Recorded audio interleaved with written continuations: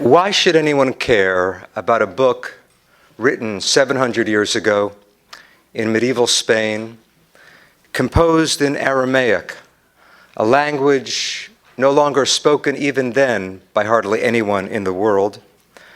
Why would anyone read a book that's intentionally cryptic and perplexing? Why? Because the Zohar challenges our understanding of God and dares us to transform ourselves. It shatters childish theological images and discovers a God called infinity, Ein Sof. Ein Sof, God as infinity, transcends gender and personality. But in the realm of the Sefirot, the 10 qualities of God that we'll explore a little bit later, in those Sefirot, God is female and male, shekinah and the Holy One, blessed be He. Israel's spiritual task is to unite these male and female halves of God through living a holy life. Every human action affects the divine couple, either promoting or hindering their union. God is not static being, but dynamic becoming. The Zohar is a vast commentary on the Torah and the masterpiece of Kabbalah. How did it emerge? Let's begin by briefly tracing the roots of Kabbalah itself. Kabbalah crystallized in Provence and Spain in the 12th and 13th centuries, but the mystical stream within Judaism is certainly much older. For example, I just mentioned Ein Sof, God as infinity. This is certainly one of the key insights of Kabbalah, the boundlessness of God and His indefinability. The idea of Ein Sof is dependent on Maimonides' conception of God, but there's an ancient precursor right in the book of Exodus, when Moses learns God's secret name, Eheyeh Asher Eheyeh, I am who I am, I will be who I will be. It's as if right there in the book of Exodus, God is refusing to define Himself. And in a sense, that lays the groundwork for the later notion in Kabbalah of Ein Sof, the infinite.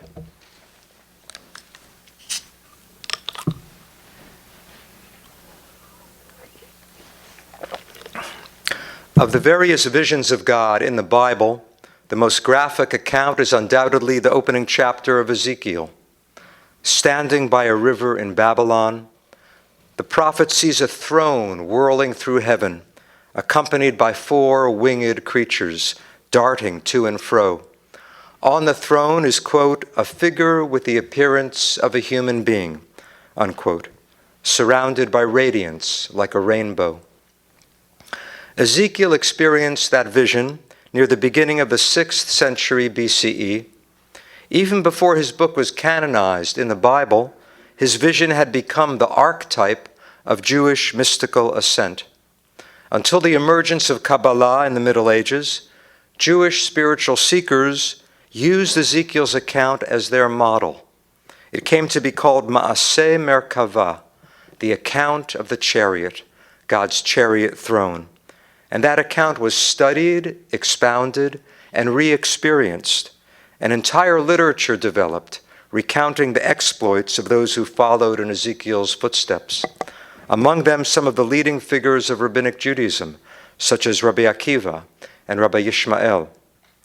The mystical journey was arduous and dangerous, requiring intense ascetic preparation, precise knowledge of secret passwords in order to be admitted to the various heavenly palaces, which were guarded by menacing angels.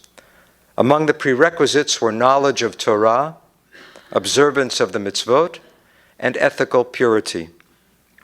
The final goal was to attain a vision of that divine figure on the throne. This account over the following centuries developed further, and individuals and small groups pondered those secrets of Ezekiel's vision and developed techniques of meditation, refining their conception of God. As Jews migrated from the Middle East to Europe, these techniques and speculations spread to the West. Certain mystical teachings were referred to as Kabbalah, literally that which has been received. The root kabel means to receive, so you could translate Kabbalah receiving, or that which has been received, or tradition. But it was applied specifically to these mystical teachings based on the vision Ezekiel had of the throne. Gradually, the term Kabbalah was applied to the entire body of mystical tradition. Toward the end of the 12th century, in the fertile region of Provence, we find an active circle of Kabbalists in the midst of a vibrant Jewish community whose culture encompassed rabbinic law, philosophy, as well as mysticism. From Provence, these teachings spread southward, spilling over the Pyrenees into Spain, and it's here in 13th century Spain that Kabbalah crystallizes. Its masterpiece was Sefer HaZohar. What is the Zohar? And let me just make this distinction. There's no book called the Kabbalah. Kabbalah is really a name for the overall philosophy, the whole movement of Jewish mysticism. The Zohar is the major text of the Kabbalah, which first appeared in Spain in the 13th century. The title of the book, Zohar, means radiance. It comes from a verse in the book of Daniel, V'hamaskilim yazhiru kezohar harakia. The enlightened will shine like the Zohar, the radiance of the sky. The Zohar seemed to appear out of nowhere. Around the year 1280, a Spanish Kabbalist named Moses de Leon began circulating booklets of biblical commentary. These, you could say, were the first installments of the Zohar, written in a lyrical Aramaic, sparkling with invented words, arcane symbolism, and erotic imagery. The tales and teachings were puzzling, yet enchanting. Moses de Leon claimed that he was merely the scribe, copying from an ancient manuscript. The original had supposedly been composed over 1,100 years earlier in the circle of Rabbi Shimon Bar Yochai, a famous disciple of Rabbi Akiva, who lived in the 2nd century in the land of Israel. This Rabbi Akiva, the real historical Rabbi Akiva, it's said about him that he hid from the Roman authorities in a cave, and the Kabbalists imagined that Kabbalah and the Zohar was conceived in that cave. Somehow the text had made its way, supposedly, from Galilee to Spain, and now Moses de Leon was making copies available. So this is the most astounding thing about the Zohar. The book never appeared in Judaism before the 13th century, but the man who published it, you might say, Moses de Leon, of course this is hundreds of years before printing, the man who made it available, who copied out copies, claimed that he was copying from an ancient manuscript. Now, it turns out most scholars of this field are in agreement that the book was written in the 13th century, that Moses de Leon himself wrote most of the Zohar. So why did he attribute it to the ancient Rabbi Shimon? Why didn't he come out and say that he was the author of the Zohar? Probably the main reason is so that his radical ideas would be accepted. For example, if Moses de Leon had come out and said, I have an idea, God is a woman, that might not have gone over so well. But now he was saying that the ancient Rabbi Shimon was teaching us about shekinah, the feminine half of God, and her romance with her divine partner, the Holy One, blessed be He. So because people believed that the Zohar went back to this ancient Rabbi Shimon, the Zohar had its effect and its impact. It was that guise of ancient authority that was certainly the main factor in Moses de Leon's decision to write what's called pseudepigraphically, falsely attributing the book to this ancient figure, Rabbi Shimon, who lived 1,100 years earlier. Now, it may be that Moses de Leon actually believed that he was in communion with Rabbi Shimon, or that he was somehow channeling the words or the thoughts of Rabbi Shimon. And then there's also probably a more down-to-earth explanation. We know this from a medieval source. It's really a third-hand story, so we can't necessarily accept it as true, but I think it may reflect something of Moses de Leon's motivation. You see, what happened was a Kabbalist came from the land of Israel to Spain, a man who had grown up in Israel. He came to Moses de Leon and he said, you claim that you're copying from a book that was written a millennium ago in the land of Israel. I come from the land of Israel. We've never heard of this book. Show me the original. Moses de Leon said, meet me at my home in a few months and I'll show you the original. But by the time the man came to Moses de Leon's home, Moses de Leon had died. So this Kabbalist, who was somewhat skeptical, came to his wife, said to his wife, look, your husband promised me that he would show me the original of the Zohar from which he copied. And his wife replied, I can't show you any such manuscript because my husband, quote, wrote what he did from his own mind.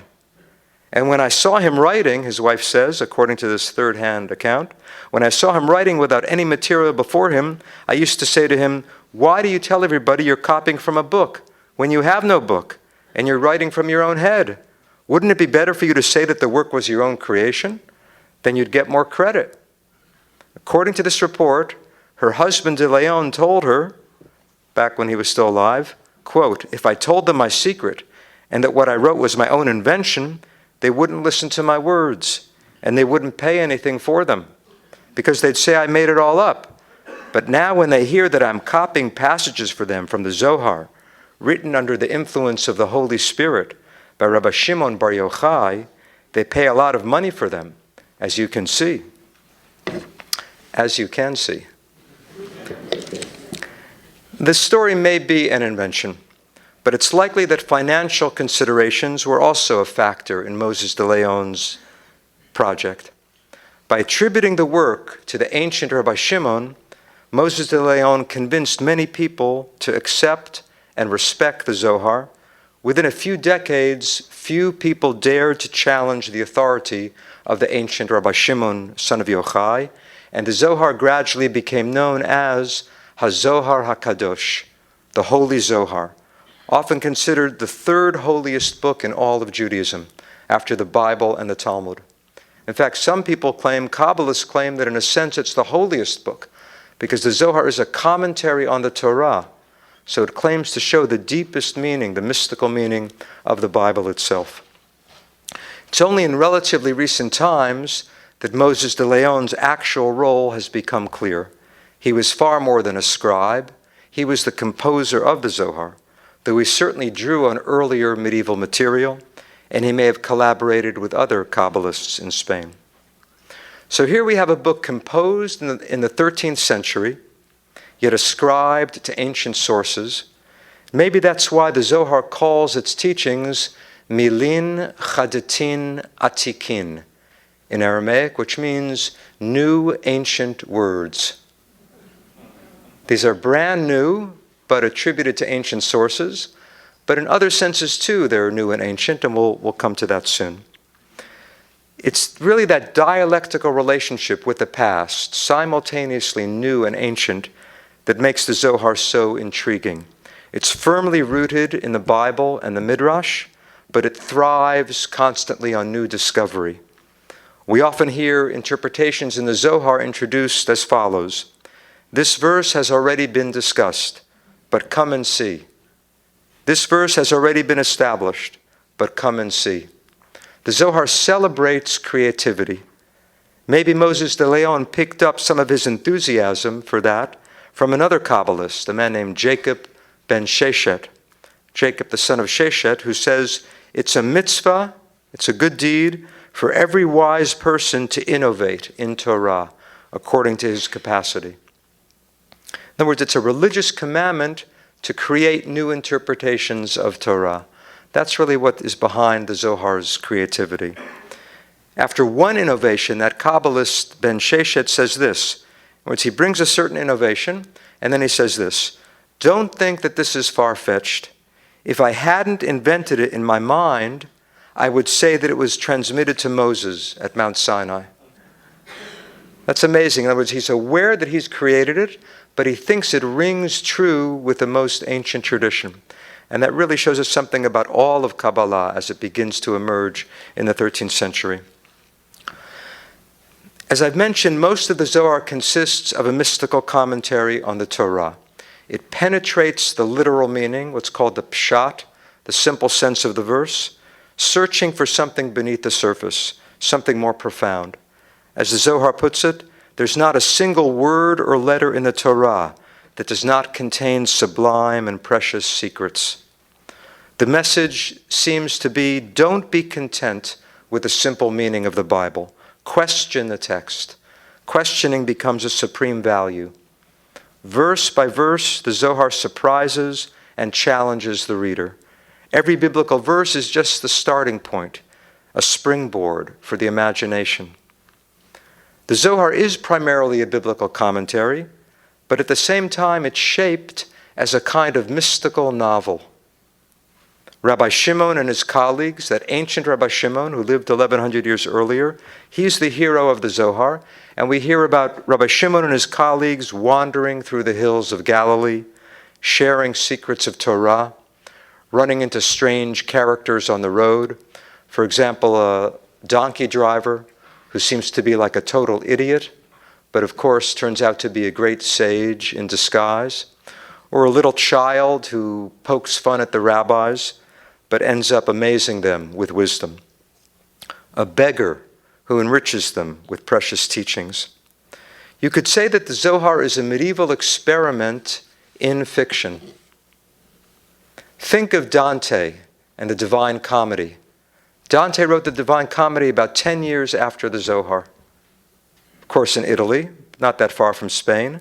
The Zohar, like Dante, is also journeying through realms of heaven and hell. One of its central themes is the mystery of the eternal feminine, as in Dante, both human and divine. Or think of Chaucer and the Canterbury Tales. Chaucer wrote the Canterbury Tales about a century after the Zohar. And the Zohar is also describing a kind of pilgrimage. Devotees of Torah journeying to discover shekinah, the divine presence.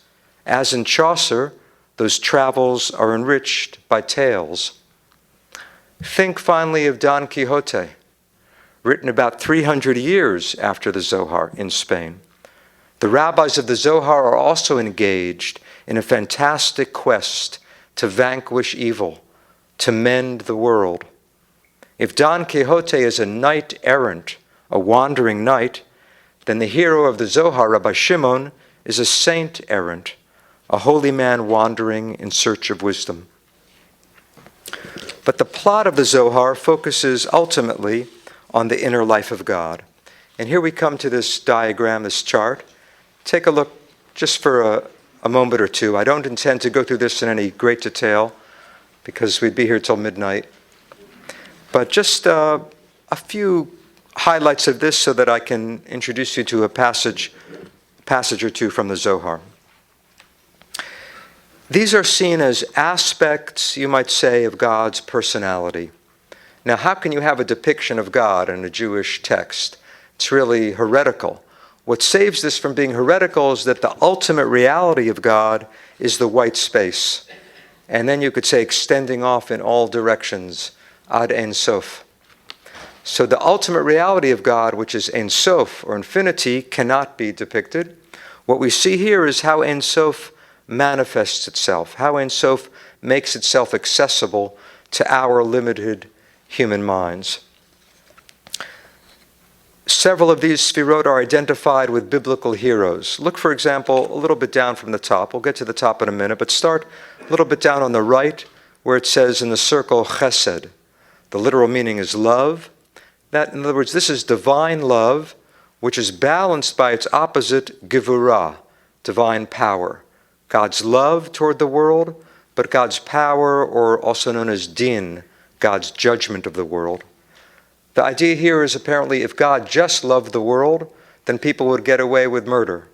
But if God just judged the world, then the world might be condemned to be destroyed every day. So God has to balance love and judgment, love and power. These are seen as reflected in biblical characters. In other words, human biblical heroes represent these divine qualities. Who represents love? It says here Abraham. It's the last word on that list of terms and qualities to the right of the Sfirah Chesed. It says love, also known as Gedulah, grace, white, the color white, water, because it's flowing love. God's right arm, because this whole thing is seen as a human-shaped figure, a divine figure, but shaped in the form of, as it were, a human being. Remember, Ezekiel sees on the throne a figure with the appearance of a human being. So in a sense, the Sfirot are a depiction of what Ezekiel saw on the throne. It's a divine and human figure simultaneously. So this is the divine right arm identified with Abraham. Why Abraham? You may remember stories about Abraham sitting in his tent with the flaps of the tent open, eager to welcome in any strangers, any passers-by. So you could say Abraham lived out that quality of chesed, of divine love. Abraham expressed love so purely in his actions that he attained the quality of chesed. What about Isaac? What was Isaac's primal religious experience, you would say? The Akedah, being bound on the altar, almost being sacrificed by his father, right? Abraham almost kills Isaac in the name of fulfilling the divine command. Supposedly, at the last minute, God says, that's not what I want. But Isaac, you could say Isaac's primal religious experience was almost being killed. So he encountered divine power, divine judgment, this left side of the divine. And he attained that quality. Abraham lived out chesed. Isaac experienced the raw, frightening power of the divine in a harsh judgment. Jacob blends the two of them. So Jacob attains this middle sphira, this middle quality of Tiferet. So that's an example of how the Zohar reads the biblical stories as teaching us about the dynamics of God's inner life. But beyond all of these Sefirot is the infinity of the divine. As I said, the white space, that would be this Ein Sof, there is no end. The goal of the whole system is to unite the male and the female. Male and female appear in various places on this chart, but primarily the middle Sfira Tiferet is seen as masculine, and the last of the 10 Sfirot, Malchut, I'll refer to her as Shekinah, her other name. Shekinah means presence, Malchut means kingdom. So Malchut or Shekinah is the feminine, Tiferet is the masculine. The goal of the system is to unite the masculine and the feminine. But let's move to the top. Have I lost everyone yet? Okay, good. So let's try something a little more difficult. Let's move to the top of the Sfirot. As I said, Ein Sof transcends all of these. Now, what is the first Sfirah? The first Sfirah is called Keter, literally crown. You could say it's a crown on the head. Remember, this is all a divine human figure. Right arm and left arm, masculine and feminine. If it's human, it's an androgynous human being. It's both male and female. But on the head of this figure is Keter, the crown. But its more intriguing name is, it's also called will, but its most intriguing name is Ayin, spelled Aleph Yud Nun. That word means what? Nothing. I don't mean that it doesn't mean anything. The word means nothing or nothingness. It's the same as that first word in Ein Sof. Ein Sof means there is not Sof, there is not an end. Ayin is that first word turned into a noun, nothingness. Now, what does it mean to call God nothingness? This does not mean that God doesn't exist. Rather, it conveys the idea that God is no thing. God is, you could say God is the oneness that animates all things. No thingness. We find that idea expressed in Christian mysticism too. Meister Eckhart, great Christian mystic, immediately after the Zohar, calls God nihil, writing in Latin. Writing in German, he calls God nicht. John of the Cross, writing in Spanish, calls God what? Nada. Nada, nicht, nihil. You have in Jewish and Christian mysticism and in Eastern mysticism a way to speak of God as beyond all being. In other words, God is so real that our normal words for existence don't do justice to God. So rather than call God the ultimate being, the mystics prefer this paradoxical term, no thingness or nothingness. So that's what Ayin represents, the origin of all being, but beyond any notion that we might have of normal being. Out of that ocean of no thingness, out of that primordial pool of pure, undifferentiated energy, there emerges a primordial point known as the next Sfirah, Chokhmah. So Chokhmah, meaning wisdom, divine wisdom is seen as a ray of light or a point of light emerging out of this pool of no thingness. That point then expands into a circle and becomes the third sphira. Okay, that's all we have to know for now. The pool of nothingness, out of which emerges a ray of light, a point of wisdom, and that point expands into a circle, also pictured as a womb, because Chokhmah is seen as father, and Bina on the left as mother. Here you have the other masculine-feminine pair. Chokhmah and Bina are father and mother. Tiferet and Malchut are, you could say, son and daughter, or husband and wife. So I'm telling you this now because I want to read to you a passage in which the Zohar describes how that point of wisdom emerges out of Keter, out of Ayin, and becomes the palace of Bina. The only other element we need to know is that Chokhmah is called also beginning. Now it's a little strange. Why would Chokhmah be beginning? You should say Keter. The first Sphira is beginning. But Keter is so unknowable, you can't even say this is the beginning. You can't point to it. It's just somehow the hidden source. Chokhmah is given the name Reshit, beginning. Based on a verse, and I see some of you nodding your head already, based on a verse in Proverbs, Reshit Chokhmah, the beginning of wisdom. So the Zohar identifies Reshit, beginning, with wisdom. Various Sfirot are given names of God, and Bina happens to be called by the divine name Elohim. Elohim is one of the names of God that appears in the Bible, and that name is assigned to Bina. This is how the Zohar interprets the opening words of Genesis. And for that, we can turn the page and look at the first quote.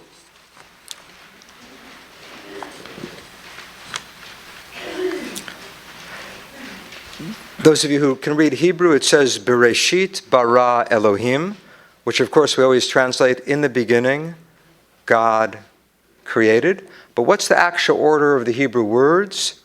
Bereshit, in the beginning, bara, created, Elohim, God.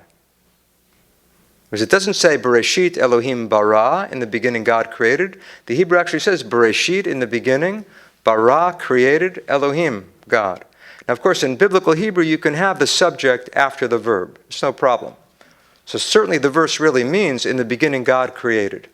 But the Zohar says, no, let's read it according to the exact order that the words appear. In the beginning, it created God. That's how the Zohar interprets the opening line of Genesis. Not in the beginning God created, but in the beginning it created God. Now who is it? The unnameable, Ein Sof, or maybe this no thingness. It's really almost impossible to distinguish between Ayin, no thingness, and Ein Sof. So in the beginning, that unnameable, ultimate dimension of God created Elohim. Elohim being what? Which Sphira? Bina. That third Sphira is known as Elohim. I think that that's the Zohar's way of saying what we think of as God isn't the ultimate reality of God. Our notion of God doesn't do justice to the infinite divinity. Okay, I've kind of given you the punchline, but I want to read to you now how the Zohar offers that interpretation. Let me ask you to just put the paper down, put the sheets down. If you feel comfortable, I'll ask you actually to close your eyes. You don't have to, but if you feel comfortable, do so, because I want you now to listen to the Zohar's poetry. Don't try to make sense of every phrase or every image. It's impossible. Just see how the Zohar is kind of trying to describe the indescribable. What the Zohar is describing now is how God's own being begins to unfold from the infinite source. And he'll end up with that interpretation in beginning, or actually with beginning, because the Hebrew letter B can mean in or with. He's reading it with beginning, by means of that sphira of wisdom, the unnameable one created Elohim, the third sphira, Bina. Bereshit, in the beginning. At the head of potency of the king, he engraved engravings in luster on high. A spark of impenetrable darkness flashed within the concealed of the concealed from the head of infinity. A cluster of vapor forming in formlessness, thrust in a ring, not white, not black, not red, not green, no color at all. As a chord surveyed, it yielded radiant colors. Deep within the spark gushed a flow, splaying colors below, concealed within the concealed of the mystery of Ein Sof. It split and did not split its aura, was not known at all, until under the impact of splitting, a single concealed supernal point shone.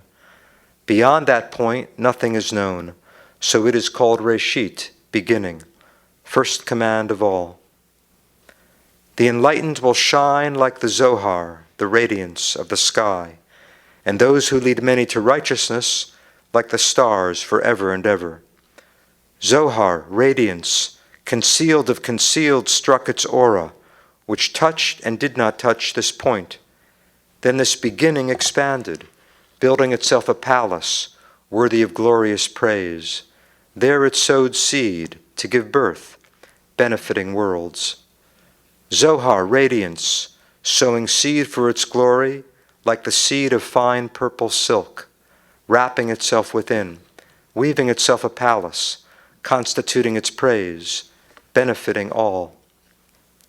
With this beginning, the unknown concealed one created the palace.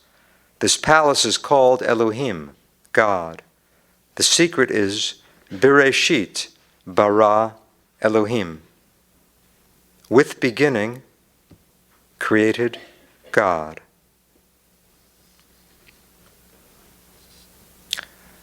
That's crystal clear. This is really how the Zohar teaches, without coming out and saying, without even naming the Sfirot, just leaving you kind of swimming or drowning in a sea of imagery, but touching something deep inside and pointing toward something that precedes our normal notion of what God is and who God is.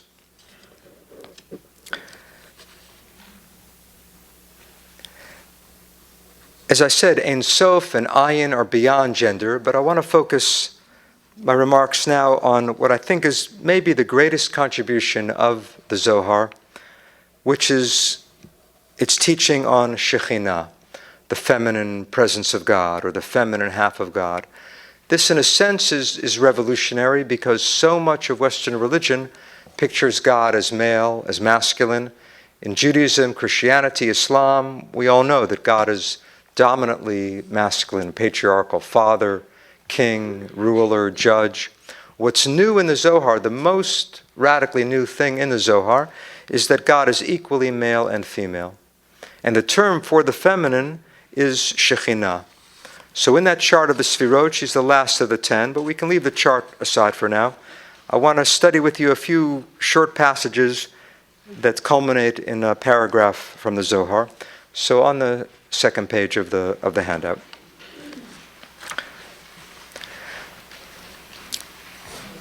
Some terms in Kabbalah or in the Zohar never appear earlier in Jewish sources. For example, Ein Sof. To call God Ein Sof, the infinite, you never find that in the Bible, you never find that in the Talmud. Shekinah, however, appears very frequently in the Talmud. Never in the Bible. You never have the term shekinah in the Bible, but you do have the verb, the root shachan, meaning to dwell. Right? God says, V'asuli mikdash, have them build me a sanctuary. V'shachanti b'tocham, I will dwell among them. So God's dwelling among the people of Israel is central already in the Torah. The rabbis coined this term shekinah, referring to God's dwelling in the world. For example, the Midrash of course is rabbinic interpretation of the written Bible, the written Torah. The Midrash asks an interesting question about Moses at the burning bush. God appears to Moses in the burning bush, right? And the bush is burning but not consumed. So the Midrash says, why did God appear to Moses in a bush? Couldn't he have picked something a little more impressive? A sycamore tree, a cypress tree? Why some shrub? The Midrash says, in order to teach you, En makom ba'aretz panui min hashchina. There's no place on earth empty of shekinah. God appears in a lowly bush to show you that God is everywhere. That's a typical rabbinic notion of shekinah. So shekinah is what? You could say omnipresence or immanence, God's immanence in the world. But not only God's immanence in the world, more specifically, look at number 3. I'll read the Hebrew. B'chol makom shegalu, wherever Israel went in exile, shekinah imahem. Shekinah was with them. Okay, if Israel was down in Egypt, enslaved in Egypt, shekinah was there. If Israel was in Babylonia, in Babylon, shekinah was with them. So shekinah is the aspect of God that never abandons the Jewish people. So it's God's presence in the world, but also God's intimacy with Israel. Number 4, Ashrehem HaTzadikim, happy are the righteous, for they cause shekinah to dwell on earth. It's very interesting. You could say shekinah is on earth, right? Shekinah fills the earth. That was number 1. Shekinah is God's immanence throughout the world. But a righteous person, you could say, actualizes the divine potential in the world.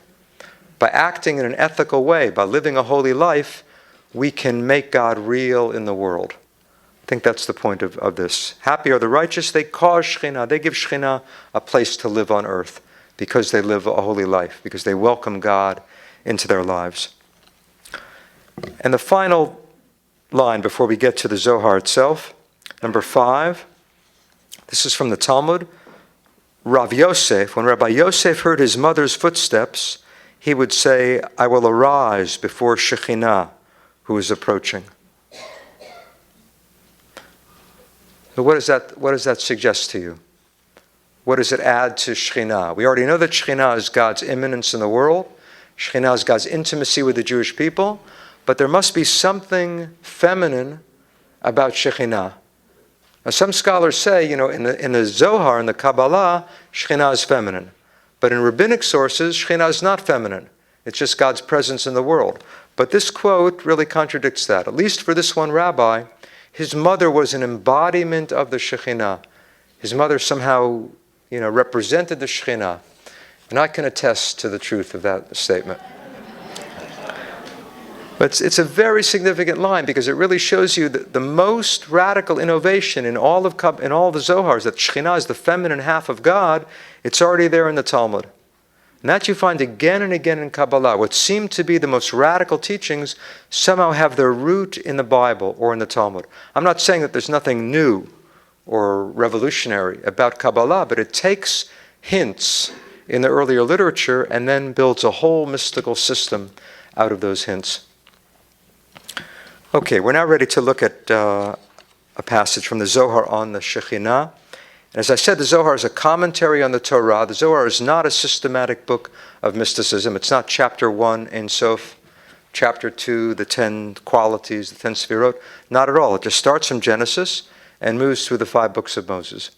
Near the beginning of the Zohar, it's commenting on Genesis chapter 3, the story we all know by heart, the expulsion from the Garden of Eden. And in this verse, chapter 3, verse 24, it says, just glance at the Hebrew. Even if you don't know Hebrew, I want to show you something about the shape of the Hebrew letters. This verse says, Vayigaresh et ha'adam, which means he drove out Adam. But the Hebrew adds a little word. That middle word is composed of 2 letters. What are those 2 letters? Aleph and Taf. So this is a word in Hebrew that begins with the first letter of the alphabet. Its only other letter is the last letter of the alphabet, so it has the whole alphabet, you could say. It spans Aleph to Taf. And what does it mean? Nothing. So it spans the whole alphabet, but it means nothing. It's very strange. How can you have a word that means nothing? What it really is, a grammarian would tell you, a linguist would tell you, this is a particle. What do they call it a particle? Because they don't know what to call it, so they call it a particle. But how does it function? The word et basically is a marker for a direct object if that direct object has the definite article. Okay, in Hebrew you can't say I drank the water. You have to say I drank et the water. You can't say I threw the ball. You have to say I threw et the ball. It's as if after you say the verb and before you say the object, you say Aleph to Taf. Everything could possibly follow, and then you name a specific thing that follows. I'm not claiming that's the origin of et, but it's intriguing to have a word that is untranslatable and yet encompasses the whole alphabet. Now that kind of word is too good for a rabbi to pass up. Right? And we know in the Talmud already there were rabbis who loved to interpret the word et. If they saw the word et in the verse, they said, this shows something more than the literal meaning of the verse. For example, it says in Deuteronomy, et ha-Elohim tiraun. You should be in awe of God. But it doesn't say you should be in awe of God. It says you should be in awe of et, God. What does that et add? Some of you heard me teach this already a few nights ago. What does the et add? Nobody remembers? At least a few of you were there.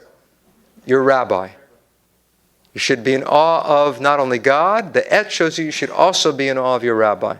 Now the et doesn't mean rabbi, it's just that et is there, it's an extra word, it must be adding something to the verse. So Rabbi Akiva, for example, in the Talmud says, et there means you should also be in awe of your rabbi. The principle in Hebrew is et l'rabot. Et adds something to the meaning of the verse. So that we know already in rabbinic literature, that et can add something new. For the Zohar, et becomes specifically a name of shekinah. Why is she et? You might say the first of those 10 sefirot, ayin or keter, is symbolized by aleph. Right? It's the beginning, it's the very beginning, so it's the first letter of the alphabet. You might say the last sefirah, shekinah, maybe she's tough. But no, she's aleph to taf. Because each of the sefirot includes the preceding sefirot. So shekinah includes all the preceding sefirot, so she is known as aleph to taf. So et becomes a code name for shekinah. And now we have enough information to read this passage in the Zohar. Okay, what's in italics is from Genesis, and what's in Roman type is from the Zohar. He drove out et ha'adam. Rabbi Elazar said, we do not know who divorced whom. Okay, now why does he say divorce? Because the Hebrew word lagaresh, to drive out, can also mean to divorce. And according to the Midrash, it's as if God and Adam were married. God and Adam were a married couple, as it were, but because Adam disobeyed the command not to eat from the fruit of the tree of knowledge, God divorced Adam. That interpretation appears already in a rabbinic text. So the Zohar is playing on that. But the Zohar says what? We don't know who divorced whom. If the Blessed Holy One divorced Adam, did God divorce Adam? Or what's the alternative? Adam divorced God. You're saying that. The Zohar is not going to say that. That's too shocking. What does the Zohar say? Or not? Right? It makes you come up with this radical alternative. Obviously, he wants you to. He's really saying that, but this is typical of the Zohar. It doesn't come out and say what it wants to teach. It makes the reader come up with the inner meaning by himself. We don't know who divorced whom. Did God divorce Adam or not? But the word is transposed. I think he means by this, the whole verse is turned on its head. He drove out et. Notice how he's reading the verse. He's not reading it, he drove out et Adam. He's putting the period after et. He drove out et, meaning he drove out shekinah. He divorced shekinah. Who divorced shekinah? Then you read the next word, Adam. Okay, this obviously is turning the verse on its head. That's what he says. The word is transposed. The whole verse is turned on its head. He drove out shekinah. He divorced shekinah. Who divorced shekinah? Then you read the next word, Adam. Adam actually drove out et. Notice he hasn't told us that et means shekinah. I had to tell you that. 50 pages later, the Zohar will say et happens to be a code name for shekinah. And that's how the Zohar is written, in that cryptic way. It's like a mystery novel. Consequently, it's written, Yud-He-Vav He Elohim, this double name of God, Yud-He-Vav Elohim expelled him from the Garden of Eden. Okay, the Zohar does not deny that God expelled Adam. But he says, why did God expel Adam? Because Adam had already driven out the Shekinah, as we have explained. Okay, I love that, as we have explained. First of all, he didn't really explain it. Second of all, when did he explain it at all? One line earlier. But now it's a tradition, as we have explained. This is the style of the Zohar. So this sounds intriguing, but what does this mean? Adam divorced Shekhinah. It may mean that he should have united the male and female halves of God. He should have meditated on the union of Shekhinah and that central sphira, the masculine sphira. Instead of uniting the two through meditation, through contemplation, or maybe through fulfilling God's command, instead of uniting the two, he split them apart. It might mean that he divorced Shekhinah from her partner. Maybe it means he divorced Shekhinah from himself. He had an intimate relationship with the divine, but now he lost contact with the divine because he failed to fulfill the first command. Or maybe it has a psychological meaning that Adam and Eve became aware that they were separate. Right? It says they ate from the fruit of the tree of knowledge of good and evil. They realized they were naked. So they realized something about their individual personalities. They became separate egos. They each became a separate individual. Until then, they were just somehow part of creation, part of some stream of undifferentiated existence. Now they became aware we exist separately. It's really what happens to each of us as we grow up, right? Every baby, until a certain point, a baby thinks it's one with the mother, or it's one with the world. And then sometime in the second year, the baby starts to figure out that it's a separate individual. So Adam and Eve are going through that same individuation, that same discovery of separateness. Maybe in that sense, he became divorced from the divine oneness. The Zohar doesn't explain what it means, but the main thing it's doing is turning the verse on its head.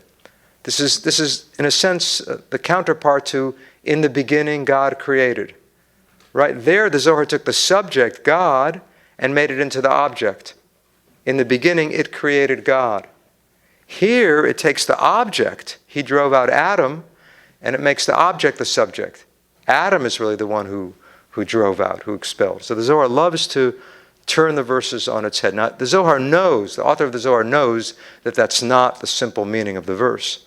But he wants to convey some theological point.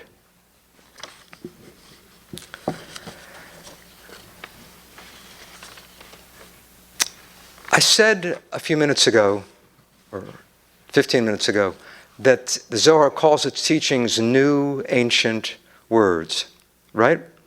That really applies very much to this idea of Shekhinah.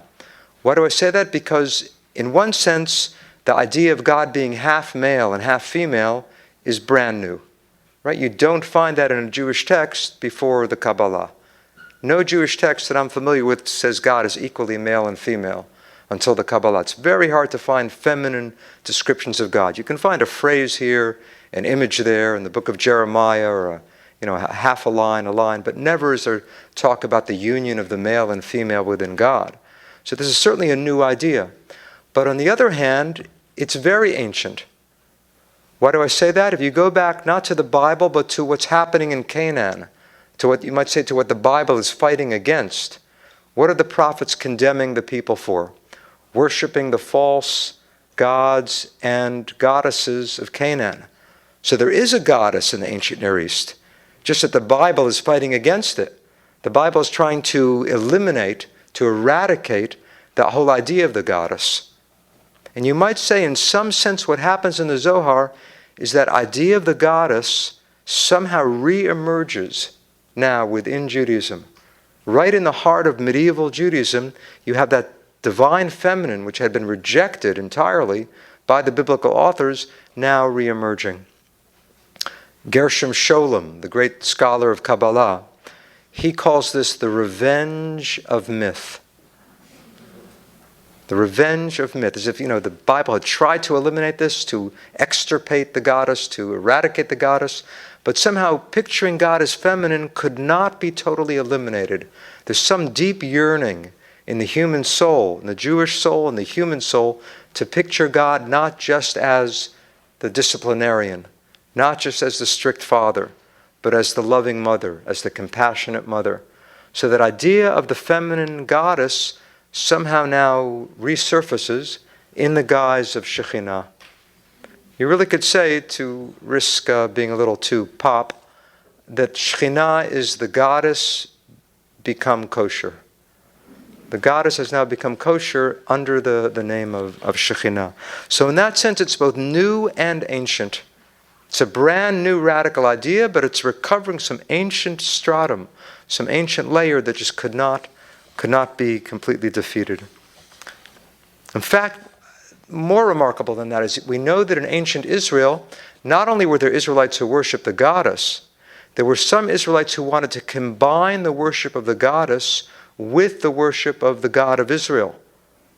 How do we know that? We know that archaeologists have found inscriptions. For example, there's an inscription just about 10 miles south of Jerusalem, which says, this is in honor of Yud-He Vav-He, right, the God of Israel, and his Asherah, his Canaanite goddess named Asherah. So there were Israelites trying to combine the worship of the one true God with his wife, with his counterpart, Asherah. And in the Zohar, that becomes the union of the Holy One, blessed be He, and Shekinah.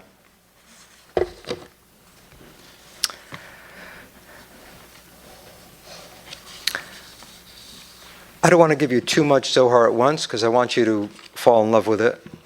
So let's just close with a parable from the Zohar, and then I'll be happy to take some questions. On the last sheet of the handout, last page. This is a parable that appears in the middle of the Zohar.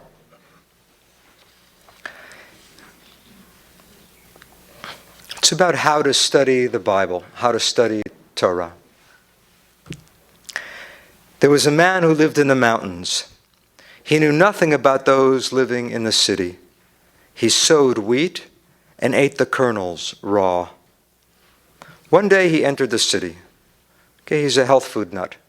He just wants pure wheat berries. That's enough for him. One day he entered the city. They offered him good bread. The man asked, "What's this for?" They replied, "It's bread to eat." He ate and it tasted very good. He asked, "What's it made of?" They answered, "Wheat." Later they offered him thick loaves kneaded with oil. He tasted them and asked, "And what are these made of?" They answered, "Wheat." Later they offered him royal pastry kneaded with honey and oil. He asked, "What are these made of?" They answered, "Wheat." He said, "Surely I am the master of all of these, since I eat the essence of all of these, wheat." Because of that view, he knew nothing of the delights of the world, which were lost to him. So it is with one who grasps the principle, but is unaware of all those delectable delights, diverging from that principle. Let me ask one of you, what's going on here with this mountain man? What strikes you about the story? There's not one message here necessarily, not one correct formulation, but someone start us off. Please.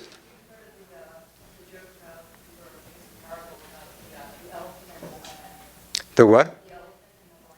The elephant and the blind man. Yeah.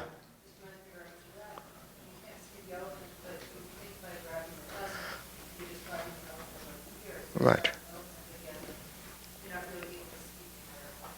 He knows one element, he knows a part of it, and he thinks that's all there is. So whatever they introduce him to, he reduces it to the one thing he knows.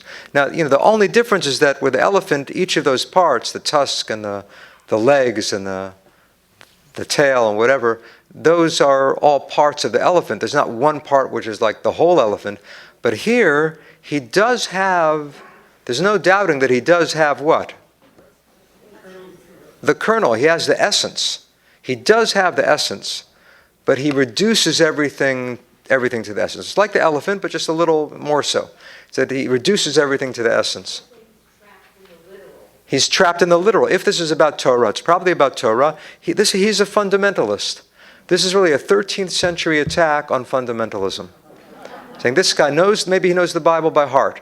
He's fixated on the literal sense. He can't appreciate how it could expand in meaning. Now when they show him the bread, actually he likes it. He eats the bread. That's probably midrash. That's probably the literal sense being expanded by the rabbis into Talmud and Midrash. And that he likes, he appreciates it. But then he asks his question, what's it made of? Then they give him the next layer of meaning, the cakes. That's probably philosophy. The thick loaves, that's probably philosophy. There he's more hesitant.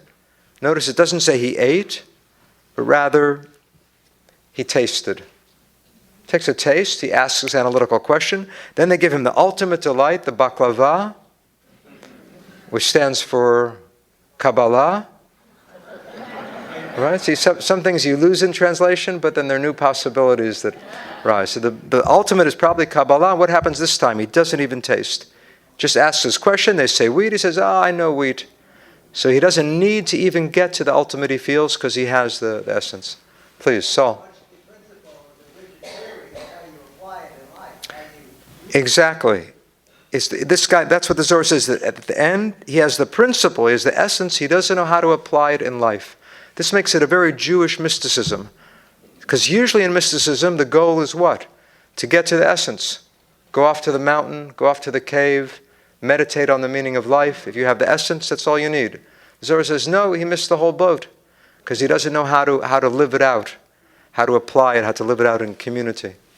Yet the onus for the failure of the logic is not the man himself, it's the people who tell him it's wheat and don't believe that the other ingredients. You're right. You're right. It's not just the criticism of him. You could say this isn't only about how not to read, it's also about how not to teach.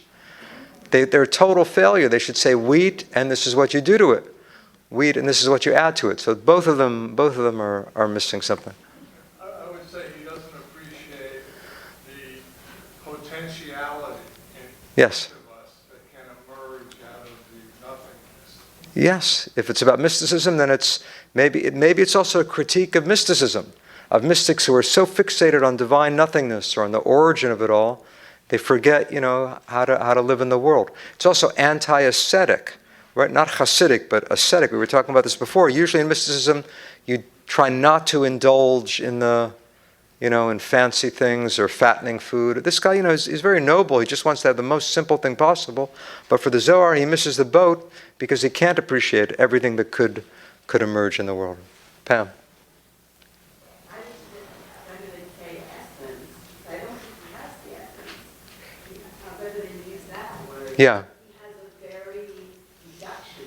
Mm-hmm. Because the essence is really what it's all about, to be able to traverse Right. those worlds, the four worlds. But Yeah. it stays in a very Yeah. one-dimensional or two-dimensional, very Right. understanding with him and his wheat. Right. And I think that the end of it really bemoans the fact that he has not been able to access the power of his imagination. Right. To bring him into Good. the whole It's really... It's really his poverty of imagination. You could say he has the essence, but he doesn't know how to apply it, or you could say he misses the essence. You could, right. You could also say he has the essence, but the point here is S. Okay. Yeah. Please, David. This might be an allegory of the acronym of Pardes. So you've got the wheat could be the pshat. Yes. And he has three other scenarios, which would be the rivers. Right. Okay. You're getting us into more detail, but since you mentioned it, it's certainly what he has in mind here. According to Kabbalah, there are 4 levels of meaning. Okay. The literal is called pshat, the simple. So that's pei or p. Then the next one is remez, a hint, resh. Then drash or midrash, a dalid, and finally sod with a samach. So it's P-R-D-S, pardes. Pei resh dalid samach. Pardes meaning a garden, an orchard. That word then later becomes paradise in Greek. But in Hebrew it means an orchard. So the orchard of Kabbalah, the whole riches of Kabbalah of Torah, demand that you be open to all these levels. Now it's interesting, you say pardes, but the progression is really pshat and then what? Midrash or drash. So it should be PD, then comes remez, hint, then the philosophy, then comes sod. So it should be PDRS, which spells what? Padres. That fits Spain better even than Pardes. But the acronym they use is Pardes. Please. I have a question. It seems to me that the bottom line of mysticism is still clarity, otherwise you may confuse. The bottom line of mysticism is what? Clarity. Clarity? Clarity. Yeah. And how does that relate to this, or not necessarily? How does it relate to the mountain man? Oh, separate. Yeah, I mean, you could say to see through the surface layer, not to be fooled by the outer coating of reality or the outer layer of meaning in the Bible. It's trying to penetrate more deeply, to see through, so the text becomes transparent and something emerges that you hadn't seen before. Definitely, that's the progression that's how Kabbalah reads the Torah. Yeah. And Zohar, meaning radiance. All the books are about light, about vision, about something shining through. Please. I look at it like the raw, the essence of the wheat is almost like just the words themselves. The words are still Yes. The words that you find in the text, in the Bible. and they Right. said that they needed them, so they put some effort in it with oil to create it into like a taste of delight. So maybe that's like the spiritual work involved in Yeah. the truth and taking it further and contemplating it. Definitely, definitely. The oil and honey represent, but I'm sure it is probably. Yeah, just further unfolding of all those potential meanings. That's really it. This is such a beautiful parable. I don't want to beat it to death. Maybe one more thought, then I'll be happy to take a couple general questions about Kabbalah. And then, yeah. Maybe if you could stand up. I feel that the mountain he sees from far away the temple, but doesn't, and he only appreciates the aesthetics of it from far away without actually having to go to the courtyard and to the center and then the Holy of Holies. And he just is satisfied with seeing it from far away. Seeing it from afar. That's certainly finally with the ultimate delight. He never touches it. He never tastes it. He just asks his question. Once they say wheat, he doesn't need it, he thinks. I almost think that the Zohar inherited a parable where this guy was the hero. Where all you need is the essence, all you need is the wheat. Maybe, he has all that he needs, but the Zohar turns it on its head. The Zohar says, no, he really missed the whole boat. It's hard to know. Any questions just generally about Kabbalah I was or Zohar? very intrigued by your description of Zohar being embodying an integration of the male and female elements of God, in stark contrast to the biblical tradition. Right. My understanding of the Bible and the times is that this was a period in which patriarchy was being established, and that went hand in hand with kingships arising among the Israelites. And so the getting rid of the goddess was important in that domain. Right. So what was going on in 13th century Spain? We know what happened 2 centuries later, but what was going on in 13th century Spain for the Jews living there that would have provoked the opposite, the integration of men? What stimulates the emergence of the feminine in describing God in 13th century Spain?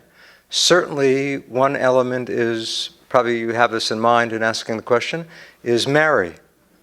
The image of Mary in the church. Right? The Christians are talking... You weren't thinking about her. Okay, well, but certainly, these are Jews writing it, but they're living in Christian Spain. It's a perfect example of how things don't happen in a vacuum. So the author of the Zohar, in fact, Moses de Leon, why is he called Moses de Leon? Because he came from Leon. This is not Lyon in France, but Leon in northwestern Spain. As he was growing up, there was a huge church built in honor of Mary. Probably the first church, certainly the first church in his city, because it was only in the 13th century, this is what's important, it was only in the 13th century that the church officially recognized the divine status of Mary. It was, I would say, the semi-divine status of Mary. Right? Mary was worshipped by common Christians for hundreds of years earlier. But the church itself never recognized that Mary was divine or partly divine until the 13th century. And then churches were built in her honor. You could say literally Moses de Leon grew up in the shadow of Mary. Now, is it any accident that in the Zohar all of a sudden you have the divine feminine? The Christians are worshiping the feminine and the Jews are worshiping the feminine. Dante is writing about the eternal feminine 10 years later. So that, I'm not saying that the shekinah, wouldn't have emerged without that. Shekinah exists in the Talmud. And we already saw that in the Talmud there was one rabbi who thought that his mother was the embodiment of shekinah. So we don't need Mary to make shekinah feminine. But I think the fact that Christians are fascinated by Mary and worshiping Mary stimulated the Kabbalists to write as much as they did about shekinah. What, if any, political implications were there that would contrast with the... Politically, I mean, you don't have anyone challenging patriarchy, right? In Christian Spain, the king is still the king. There's a great king at the time. The king at the time also stimulated Kabbalah because he was interested in all world wisdom. The king of the time was really a Renaissance figure. Usually we think of Renaissance as Italy, 15th century. But there's a Renaissance in Spain in the 13th century. There's a Renaissance in Italy in the 12th century. In Spain, the king was known as Alfonso the Wise, Alfonso el Sabio, Alfonso X. He had a project to collect all of the world's wisdom. How did he do that? He hired Jews and Arabs to translate works of philosophy from Arabic into Latin and from Arabic into Castilian, into Spanish. There was no Spanish literature at all until the 13th century. I mean, hardly any. There are a couple compositions. There's no extensive Spanish literature until Alfonso X created it by having Jews and Muslims translate works of wisdom, of Greek philosophy, from Arabic, right, which had originally been Greek to Arabic to Latin, or Greek to Arabic to Castilian. There are Jews who are translating that, along with Muslims, and he's creating a whole library of the wisdom of the world. He also was interested in Kabbalah. Alfonso X had an interest in Kabbalah, and maybe Moses de Leon convinced him that the Zohar was ancient, that it really went back to the 2nd century, and that it was worth his while to also support him. We don't know that, but there was some connections between Moses de Leon and the crown and the Spanish royalty. So it's not that the women are becoming empowered. I would say this, that it took 700 years from saying God is feminine to saying women are equal. Okay, that took only 700 years. That took 700 years, but it was a great breakthrough to say it in terms of the divine, because as you said, kings were empowered, male kings were empowered, because they claimed they were the model, they were modeled on the divine king. Here you have a divine queen. It takes, many, there are queens, human queens, but it takes a long time for women to become enfranchised. But this is part of feminism. In a sense, it's recovering what I mentioned, the exile of the shekinah, right? Wherever Israel goes into exile, shekinah is with them. You could also understand it as the exile of the feminine. The feminine was exiled. Okay, the goddess was eliminated. The women were disenfranchised, or women were, turned into secondary humans, as it were. And that was an exile of the feminine. And then the emergence of the feminine is partly, aided by this theological transformation, insisting that God is male and female. Please. People to come to the microphone, please. Talk into the microphone? Have people talk to the microphone. Okay, that's a good idea. Why don't you, or just speak loudly if you can. If you could stand up, because some people can't hear you.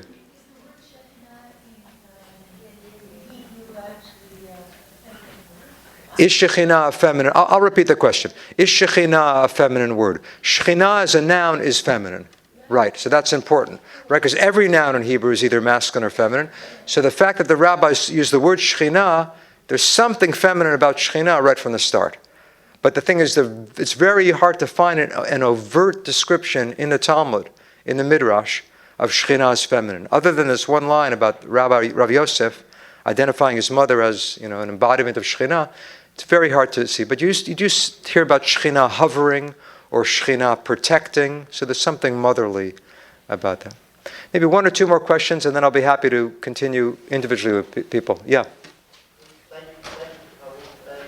Could you please explain the relationship between Sefer Yetzirah and Zohar, and even if it's just like a nugget on Tikkun Zohar?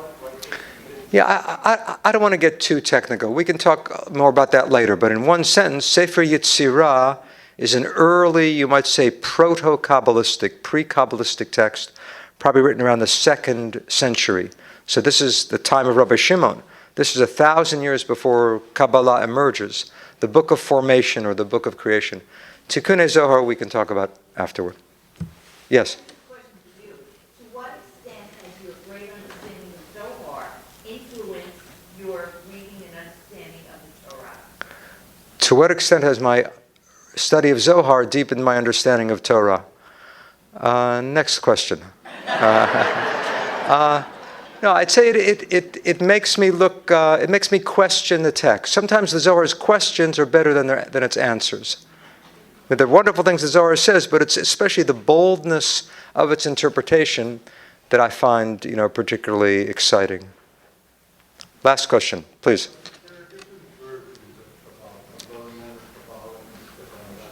I can't hear. Please stand. Different versions of Kabbalah, right? Yes. What just followed, and did they disagree? How does it develop, and Yeah, which one followed? is there one authentic Kabbalah? I would say that there is no such thing as the authentic Kabbalah. Kabbalah just keeps emerging and growing. I'm particularly interested in the Zohar itself, and not what Isaac Luria does to it. Isaac Luria, the next great creative figure after the Zohar, he was in the 16th, Zohar is 13th century, Isaac Luria was in the 16th century in Safed and Sfat, and he takes the Zohar and does his own thing with it. But my interest is really what the Zohar says itself. It's such beautiful poetry and such beautiful imagery, I don't really want to fit it in that Lurianic box. All of Kabbalah eventually became Lurianic Kabbalah because he was so dominant. But my preference is to go back to what a teacher of mine called Pshat HaZohar, the simple sense of the Zohar. Why don't we stop there? I'll be happy to sign some books and to talk to people. Thank you. Good job.